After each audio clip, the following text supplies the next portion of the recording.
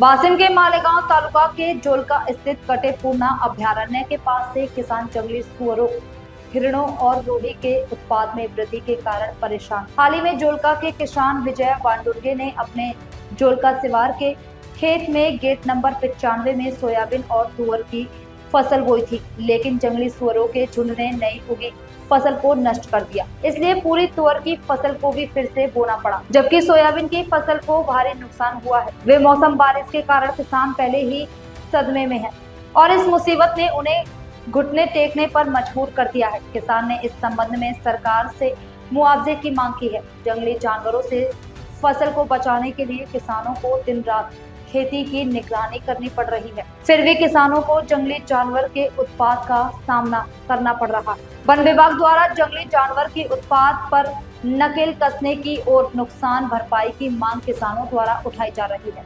95 शेत शिवार जोळका वन प्राण्यांनी शेतातील झालेले नुकसान म्हणजे पेरणीचे तूर पेरलेली आहे। तूर उगवायच्या अगोदरच रानडुकरांनी पूर्ण खाल्लेली आहे आणि वन प्राण्याचा आम्हाला रोयाचा, हरणाचा, डुकराचा खूप त्रास होतो।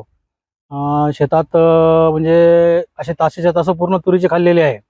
आधीच तर पेरणीला खूप वेळ झालेला आहे आणि वन प्राण्यांनी एवढं नुकसान झालेलं आहे, याचे शासनाने लक्ष द्यावे आणि नुकसान भरपाई त्वरित आम्हाला फॉरेस्ट डिपार्टमेंटने करावी। होतच राहते आणि आम्हाला आर्थिक मदत किंवा कोणतीही मदत आम्हाला मिळत नाही, त्याच्यामुळे आमचं दरवर्षी खूप नुकसान होत राहते। पण यावर्षी एवढं नुकसान झालं की हे बघा, आमचे तुरीचे तासं पण सर्व खाल्लेले आहेत, एक तास पण नाही राहिलेलं।